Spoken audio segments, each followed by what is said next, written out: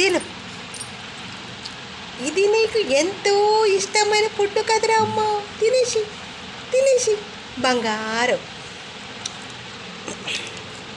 Double omelette నీ కోసమే. ఇది కేవలం నీ కోసమే.